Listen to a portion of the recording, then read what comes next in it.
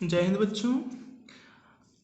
अध्याय 3 दो चरी रैखिक समीकरण युग्म जो होता है हमारा, तो उसमें एक विधि रहती है समीकरणों को हल करने के लिए, यानी रैखिक समीकरण युग्मों को हल करने के लिए एक विधि दी रहती है। यह हमारे बुक में 3.3 में दिया गया है। ये प्रश्नावली 3.3 नहीं है, ये टॉपिक नंबर 3.3 है। देखिए, कह रहा है कि रैखिक समीकरण युग्म का ग्राफीय विधि से हल। ठीक है ना। तो देखिए, ये ग्राफीय विधि क्या होता है, ये सारी चीजें हमें यहां देखना है। तो चलिए शुरू करते हैं। देखिए, पहले इसमें ध्यान देते हैं, ये बहुत जरूरी है। ये संगत और असंगत जो हमसे पूछता है ना, हम हमेशा परेशान हो जाते हैं कि ये संगत क्या है, असंगत क्या है। तो चलिए देखते हैं इसके बारे में। तो एक रैखिक समीकरण युग्म जिसका कोई हल नहीं होता, ठीक है ना। तो एक रैखिक समीकरण युग्म, ऐसा कौन सा समीकरण युग्म होगा जिसका कोई हल नहीं होगा। तो कोई हल नहीं होने के लिए आपको पता है कि इसमें देखो 3 प्रकार की कंडीशनें आती हैं। 3 प्रकार की कंडीशनों में से कौन कौन सी कंडीशन ऐसी है कि जिसका कोई हल नहीं होता। तो उसमें जो दूसरी हमारी कंडीशन होती है, उसमें समीकरण निकाय का कोई हल नहीं होता। तो देखो, एक रैखिक समीकरण युग्म जिसका कोई हल नहीं होता, तो उसके लिए रेखाएं हमारी समांतर होनी चाहिए। ठीक है ना। जो हमारी दो सरल रेखाएं प्राप्त होती हैं, वो दोनों रेखाएं कैसी होनी चाहिए, समांतर होनी चाहिए। तो एक रैखिक समीकरण युग्म जिसका कोई हल नहीं होता, उसके लिए दोनों रेखाएं समांतर होनी चाहिए। ठीक है ना। तो रैखिक समीकरणों का असंगत यानी इनकॉन्सिस्टेंस युग्म कहलाता है। तो देखो, वो असंगत कब कहलाएगा, असंगत तब कहलाएगा जब ऐसी कंडीशन आ जाए कि दोनों रेखाएं कैसी हों, समांतर हों। तो जब दोनों रेखाएं हमारी समांतर हो जाएंगी, तो हमारे समीकरण का कोई भी हल नहीं होगा। तो जब कोई हल नहीं होगा ना, तो ऐसे समीकरणों को असंगत युग्म कहते हैं। हमेशा ध्यान रखना, जिसका कोई हल नहीं, जिस समस्या का कोई हल नहीं, वो क्या कहलाएगा, असंगत कहलाएगा, इनकॉन्सिस्टेंस युग्म कहलाता है। फिर एक रैखिक समीकरण युग्म जिसका हल होता है, ठीक है ना। तो जिसका हल कब होगा, देखो दो कंडीशन होती है। एक में अद्वितीय हल कब होता है, जब रेखाएं एक दूसरे को क्या करती हैं, प्रतिच्छेद करती हैं, तब उसका अद्वितीय हल होता है। और एक ऐसा होता है कि जब रेखाएं समपाती हो, तो इस स्थिति में अपरिमित रूप से अनेक हल होते हैं, और जो सरल रेखा प्राप्त होती है उसमें जितने बिंदु आते हैं वो सभी उसके हल होते हैं। ये 3 कंडीशनें होती हैं। ठीक है। तो देखो, एक रैखिक समीकरण युग्म जिसका हल होता है रैखिक समीकरणों का संगत या कॉन्सिस्टेंस युग्म कहलाता है। ठीक है। तो उसका हल कब होगा, जब अद्वितीय हल होगा। अद्वितीय हल कब होगा, अद्वितीय हल तब होगा जब हमारा जो ग्राफ प्राप्त होगा, उनमें दोनों सरल रेखाएं एक दूसरे को किसी बिंदु पर प्रतिच्छेद करें, या तो एक दूसरे पर संपाती हो। और देखो, जब संपाती होगी तो अंततः अनेक हल होते हैं। ठीक है ना। तब हमारा रैखिक समीकरण कैसा होगा, संगत होगा, यानी कॉन्सिस्टेंट युग्म कहलाता है। फिर इसके बाद है तुल्य रैखिक समीकरणों के एक युग्म के अपरिमित रूप से अनेक हल होते हैं। इस युग्म को दो चरों के रैखिक समीकरणों का आश्रित यानी डिपेंडेंट युग्म कहते हैं। ठीक है ना।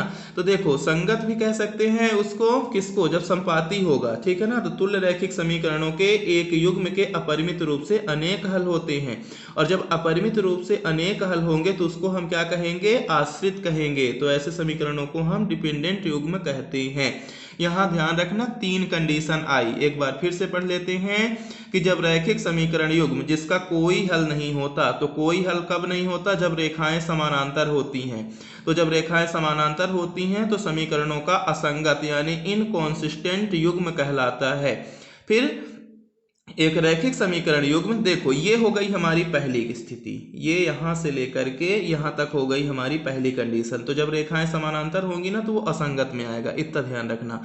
कब, जब रेखाएं समानांतर होंगी, जब हमारा ग्राफीय निरूपण होगा और दोनों सरल रेखाएं कैसी आए, समानांतर आए, तो समीकरण का कैसा हल होगा, असंगत होगा, या समीकरण निकाय का हल असंगत होगा, क्योंकि समीकरण निकाय का कोई हल नहीं होता। या ये कहेंगे रैखिक समीकरणों का असंगत युग्म वो कहलाएगा। कब कहलाएगा असंगत युग्म, जब रेखाएं समानांतर होंगी। अब यहां से देखो दूसरी कंडीशन आती है कि एक रैखिक समीकरण युग्म जिसका हल होता है रैखिक समीकरणों का संगत युग्म कहलाता है। तो देखो, एक रैखिक समीकरण युग्म जिसका हल होता है, तो इसका हल कब होता है, जब रेखाएं एक दूसरे को किसी बिंदु पर प्रतिच्छेद करती हैं, तब उसका कैसा हल होता है, अद्वितीय हल होता है। यानी जो सरल रेखाएं दोनों होती हैं वो एक दूसरे को किसी एक बिंदु पर क्या करेंगी, यक्स की तरह काटेंगे यानी क्रॉस करेंगी, तब समीकरण निकाय का कैसा हल होगा, संगत हल होगा, या उस समीकरण निकाय को संगत युग्म कहेंगे। उस समीकरण निकाय को क्या कहेंगे, संगत युग्म। तीसरा होता है तुल्य रैखिक समीकरणों के एक युग्म के अपरिमित रूप से अनेक हल होते हैं। इस युग्म को दो चरों के रैखिक समीकरणों का आश्रित यानी डिपेंडेंट युग्म कहते हैं। ठीक है ना। फिर ध्यान दीजिए, रैखिक समीकरणों का आश्रित युग्म सदैव संगत होता है। देखो ये बात आ गई ना लास्ट में कि रैखिक समीकरणों का आश्रित युग्म सदैव क्या होता है, संगत होता है। तो देखो मैंने शुरू में ही बताया था संगत के लिए दो कंडीशन है, कौन कौन सी, समानांती और वो समानांतर किसके लिए है, असंगत के लिए, संपाती और प्रतिच्छेदी किसके लिए है, संगत के लिए। तो इसको शॉर्ट में यदि आप समझना चाहो तो शॉर्ट में कुछ इस प्रकार से समझ सकते हो। देखो पहले नंबर पे ये लिखना कि जब दो रेखाओं का ग्राफी प्रदर्शन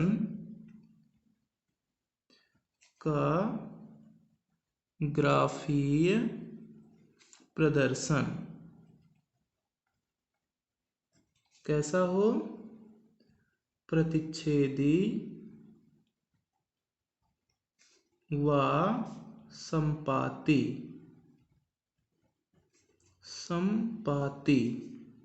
तो समीकरण युग्म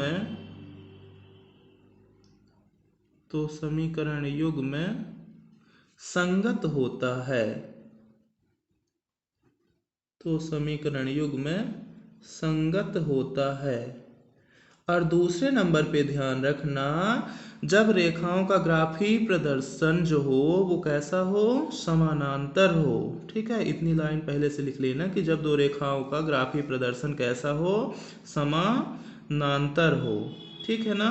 तो समानांतर हो तो समीकरण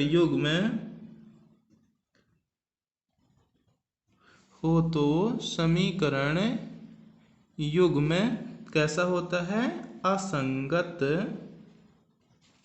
युग्म कहलाता है। असंगत युग्म, यहाँ संगत युग्म कहलाता है या होता है, तो यहाँ पास असंगत युग्म कहलाता है या होता है। ठीक है। तो देखो संगत असंगत तो आप जान ही गए होंगे कि जब दो रेखाओं का ग्राफी प्रदर्शन कैसा हो, प्रतिच्छेदी मतलब ये क्रॉस वाला मिले, और संपाती यानी एक दूसरे के ऊपर मिले। ठीक है ना। तो उसको हम क्या कहेंगे, संगत समीकरण युग्म। अब जब रेखाएं समानांतर हों तो समीकरण युग्म कैसा होगा, असंगत समीकरण युग्म कहलाएगा। इन दोनों बातों को ध्यान रखना। ठीक है। अब आगे हम चर्चा कर लेते हैं। देखो अब हम दो चरों में रैखिक समीकरण युग्म द्वारा निरूपित रेखाओं के व्यवहार को तथा हल के अस्तित्व होने को निम्न प्रकार से एक सारांश के रूप में व्यक्त कर सकते हैं। देखो पहले नंबर पे है, रेखाएं एक बिंदु पर प्रतिच्छेद करती हैं। ठीक है ना। रेखाएं जब एक बिंदु पर प्रतिच्छेद करेंगी यानी यहाँ पास हमें क्या मिलेगा, क्रॉस मिलेगा। सरल रेखाओं का एक क्रॉस ग्राफ मिलता है, तब समीकरण युग्म का अद्वितीय हल होता है। ठीक है ना। अद्वितीय को ही बोलते हैं अविरोधी समीकरण युग्म। अद्वितीय हल को ही क्या बोलेंगे, या कि समीकरण युग्म का जब अद्वितीय हल होगा तो उसी को आप कहोगे अविरोधी समीकरण युग्म कहोगे। ठीक है ना। अविरोधी समीकरण युग्म या कि समीकरण युग्म का अद्वितीय हल कब प्राप्त होगा, जब रेखाएं एक बिंदु पर एक दूसरे को क्रॉस करेंगी यानी प्रतिच्छेद करेंगी यानी एक दूसरे को काटेंगी। तो जब एक दूसरे को काटेंगी ना तो समीकरण निकाय का क्या होगा, अद्वितीय हल होता है। देखो फिर दूसरी स्थिति आ जाती है कि रेखाएं समानांतर हो सकती हैं। ठीक है। यदि मान लो कि हमारी रेखाएं कैसी हो जाए, समानांतर हो जाए, तो रेखाएं समानांतर हो सकती हैं। या जब रेखाएं हमारी कैसी हो, समानांतर हो, जैसी रेल की पटरी होती है, तो रेखाएं समानांतर हो सकती हैं। इस स्थिति में समीकरणों का हल कोई नहीं होता, यानी ये जो होता है असंगत समीकरण युग्म होता है। देखो अभी इससे पहले भी समझ लिए हो ना कि रेखाएं जब समानांतर हो सकती हैं तो इस स्थिति में समीकरणों का कोई हल नहीं होता, यानी जो हमारा समीकरण होगा वो असंगत समीकरण युग्म होता है। ठीक है, तीसरी कंडीशन देखते हैं, रेखाएं संपाती हो सकती हैं। संपाती का मतलब देखो ये पहली रेखा और इसी के जस्ट ऊपर दूसरी रेखा आ रही है। ठीक है ना, पहली रेखा और दूसरी रेखा एक दूसरे के ऊपर आती हैं तो रेखाएं संपाती हो सकती हैं। इस स्थिति में समीकरण के अपरिमित रूप से अनेक हल होते हैं। देखो इसमें जितने बिंदु आएंगे ना इस सरल रेखा में वो सभी उस समीकरण निकाय के हल होंगे, इसीलिए हम इसको क्या कहते हैं, अपरिमित रूप से, मतलब अनगिनत रूप से, इन्फिनिटी अनेक हल होते हैं। और ऐसे समीकरण युग्म को आश्रित संगत समीकरण युग्म कहते हैं। शॉर्ट में समझे तो पहले नंबर जब रेखाएं प्रतिच्छेद करेंगे तो वो अविरोधी संगत समीकरण युग्म कहलाएगा। दूसरा जब रेखाएं समानांतर हों तो वो असंगत समीकरण युग्म कहलाएगा। तीसरी स्थिति जब रेखाएं संपाती हों तब उसका अपरिमित रूप से अनेक हल होता है और वो आश्रित यानी डिपेंडेंट संगत समीकरण कहलाता है। अब देखो इसी बात को समझने के लिए हम एक टेबल का इस्तेमाल करेंगे। देखो यहाँ पास रेखा का युग्म दिया है, यानी हमारा समीकरण दिया है। देखो ये हो गया हमारा पहला समीकरण और ये हो गया दूसरा समीकरण। ठीक है, यहाँ 3 एग्जाम्पल दिए गए हैं, हम इनके माध्यम से इसको समझेंगे। देखो यहाँ क्या दिया है, अनुपात दिया है। ठीक है ना, यहाँ यक्स के जो वास्तविक संख्याएं होंगे या वास्तविक मान होंगे उनका अनुपात, यहाँ बाई का और यहाँ अचर पद का अनुपात दिया है। फिर देखो यहाँ अनुपातों की तुलना दी गई है। फिर देखो इसका ग्राफी निरूपण दिया है और फिर बीजगणितीय निरूपण। ठीक है, तो चलिए समझते हैं। जैसे देखो हमारा पहला स्टेप पे बता रहा है कि देखो यहाँ लिखा है x - 2y = 0, यहाँ है 3x + 4y - 20 = 0। तो देखो यहाँ x की जो गुणांक होगा यानी a1 का मान कितना हो गया, 1 हो गया, a2 का मान कितना हो गया, 3 हो गया। इसी में ध्यान से देखते जाना, यहाँ x का गुणांक जो होगा ना वो a1 कहलाएगा। कान में बिल्कुल बैठा लेना, यानी अपने दिमाग में बैठा लेना, कान से सुनना, दिमाग में बैठाना। x का गुणांक, x क्या है, यहाँ चर है। ठीक है ना, तो x का गुणांक क्या हुआ, a1 हुआ। a1 की वैल्यू कितनी है, 1 है, बटे किए। यहाँ देखो दूसरे x का यानी दूसरे समीकरण में x का गुणांक क्या है, a2 है। a2 की वैल्यू कितनी है, 3 है, तो यहाँ आया 1/3। यहाँ देखो y का गुणांक कितना है, b1 है, तो देखो y का गुणांक हुआ b1, b1 की वैल्यू कितनी हुई, -2। फिर क्या है, यहाँ दूसरे समीकरण में y का गुणांक b2 है, b2 की वैल्यू कितनी हुई, 4, यहाँ हमने लिखा 4 यानी -2/4 अनुपात के रूप में आया। ठीक है, अब देखो इसमें c वाला पद है ही नहीं, तो जिसमें जो पद नहीं रहता उसकी वैल्यू होती है 0। लेकिन इसमें देखो c वाला यानी c2 की वैल्यू क्या है, -20 है, तो यहाँ पास हमने लिखा -20। अब देखो 1/3 का -2/4 के बराबर है, नहीं है, तो यहाँ हम अनुपातों की जब तुलना किए तो लिखे a1/a2 = b1/b2। ठीक है ना, तो ग्राफी निरूपण जब इसका करेंगे तो ये एक दूसरे को क्या करेंगे, किसी एक बिंदु पर प्रतिच्छेद करेंगी, और जब किसी एक बिंदु पर प्रतिच्छेद करेंगे तो जो बीजगणितीय निरूपण होगा तो केवल एक अद्वितीय हल प्राप्त होगा।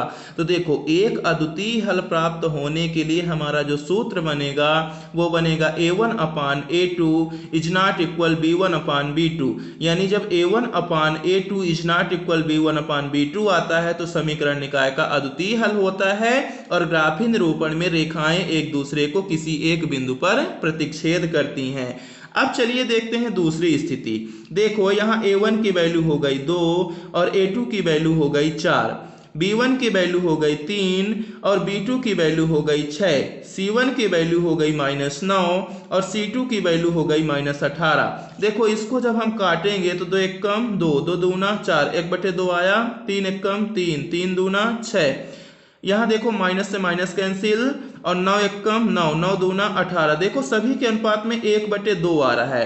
तो यहाँ पास ये कहने का तात्पर्य ये हुआ कि a1/a2 = b1/b2 = c1/c2, यानी ये तीनों अनुपात आपस में कैसे हैं, बराबर है। देखो सब में 1/2 आया ना, तो तीनों अनुपात आपस में बराबर है।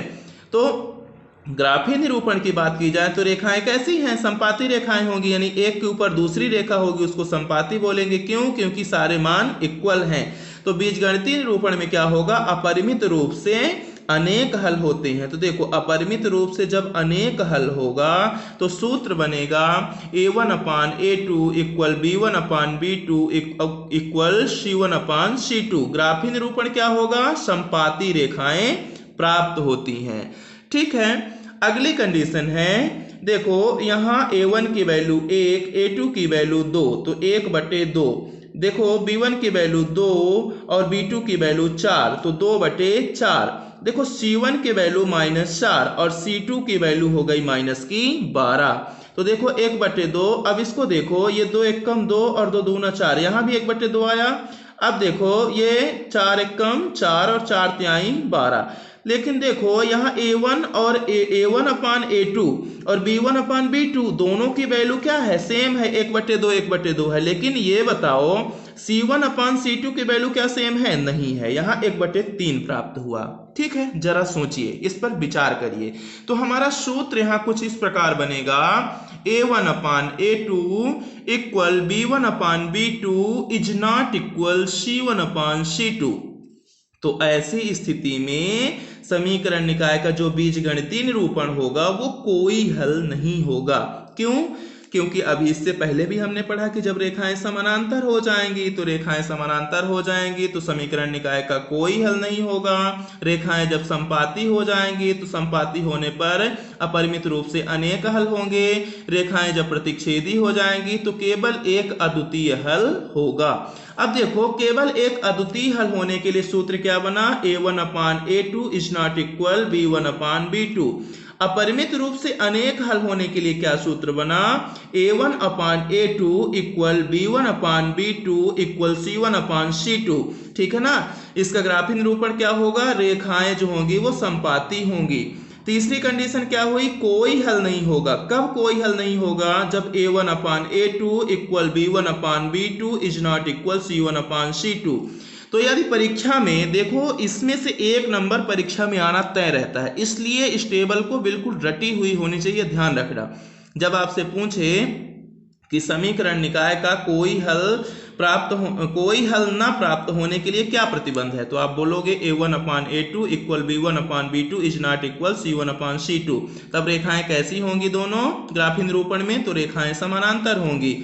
जब आपसे पूछे कि यदि a1/a2 equal b1/b2 equal c1/c2, तो रेखाएं कैसी होंगी, संपाती होंगी और समीकरण निकाय का अपरिमित रूप से अनेक हल होगा। ठीक है, तीसरी कंडीशन, केवल एक अद्वितीय हल होने के लिए क्या होगा, a1/a2 is not equal b1/b2। तो इसका जो ग्राफीय निरूपण होगा तो रेखाएं एक दूसरे को किसी एक बिंदु पर प्रतिच्छेद करेंगे, यानी क्रॉस बनेगा। और बीजगणितीय निरूपण में बात की जाए तो इसका क्या होगा, एक अद्वितीय हल होगा। अब आगे देख लेते हैं सूत्र के रूप में इसी बात को जिसको हमने यहां जाना है। तो देखो 3.4 से आप देख सकते हैं कि a1x plus b1y plus c1 बराबर 0, a2x plus b2y plus c2 बराबर 0 से निरूपित रेखाएं कब प्रतिच्छेद करती हैं, प्रतिच्छेद करेंगी तो बनेगा a1/a2 is not equal b1/b2। ये हुई पहली कंडीशन, जब रेखाएं एक दूसरे को क्या करेंगी, प्रतिच्छेद करेंगी यानी किसी एक बिंदु पर काटेंगी। तो क्या सूत्र बनेगा, a1/a2 is not equal b1/b2। तो ऐसी स्थिति में क्या होगा, समीकरण निकाय का अद्वितीय हल। तो अद्वितीय हल होने के लिए सूत्र क्या बना, a1/a2 is not equal b1/b2। दूसरी स्थिति देखते हैं, जब रेखाएं संपाती होंगी। ठीक है ना, संपाती होने का मतलब ये पहली रेखा हो गई और इसी के जस्ट ऊपर हो गई दूसरी रेखा, उसको क्या कहेंगे, संपाती। ठीक है, तो जब रेखाएं संपाती होती हैं तो सूत्र बनता है a1/a2 equal b1/b2 equal c1/c2। तो इस स्थिति में अपरिमित रूप से अनेक हल होगा, अपरिमित रूप से अनेक हल होगा। ठीक है, तीसरी स्थिति है जब रेखाएं समानांतर होती हैं या समांतर होती हैं। ठीक है, समांतर जैसे रेल की पटरी। ठीक है ना। तो जब रेल की पटरी होगा तो इसका कोई हल नहीं, रेल की पटरी का कोई हल नहीं, ऐसा शॉर्टकट बना लो। क्या बोलोगे? रेल की पटरी का कोई हल नहीं। तो रेल की पटरी का मतलब समांतर रेखाएं, ठीक है ना। तो जब रेल की पटरी आपको मिलेगा उसका कोई हल नहीं, ठीक है। जब आपको गलत का चिन्ह मिलेगा, क्रॉस का चिन्ह मिलेगा, तो क्या होगा? अद्वितीय हल, a1/a2 is not equal b1/b2। जब संपाती मिलेगा, ठीक है ना, यानी एक के ऊपर एक, जैसे आप हाथ जोड़ते हो, जब नमस्ते करोगे तो अपरिमित रूप से अनेक हल, नमस्ते करते हो ना, ऐसे हाथ जोड़ लेते हो, तो जब आपकी रेखाएं एक दूसरे के ऊपर हो जाएंगी, नमस्ते हो जाएंगी, तो अपरिमित रूप से अनेक हल हो जाएगा, ठीक है। कोई हल नहीं कब? जब रेल की पटरी का कोई हल नहीं। सूत्र क्या है? a1/a2 equal b1/b2 is not equal c1/c2। ठीक है बच्चों, तो इस प्रकार आप अपने हिसाब से कुछ शॉर्टकट बना करके इन सूत्रों को याद कर सकते हो। और यदि आपके ये सूत्र बनते रहेंगे तो ये लेसन आपके लिए बहुत ही ज्यादा इजी हो जाएगा। ये तीनों सूत्र आपके लिए बहुत इंपॉर्टेंट है, बहुत ध्यान पूर्वक इनको आपको पढ़ना है। यदि आपको ये सारी चीजें समझ में आती हैं, बेसिक कॉन्सेप्ट आपका क्लियर है, तो फिर मक्खन, ठीक है। इसीलिए कहते हैं ना कि यदि आपसे क ख ग बनेगा तो किताब पढ़ते बनेगी। तो जब आपसे ये सारी चीजें बनेगी तो क्वेश्चन जरूर बनेंगे, ठीक है बच्चों।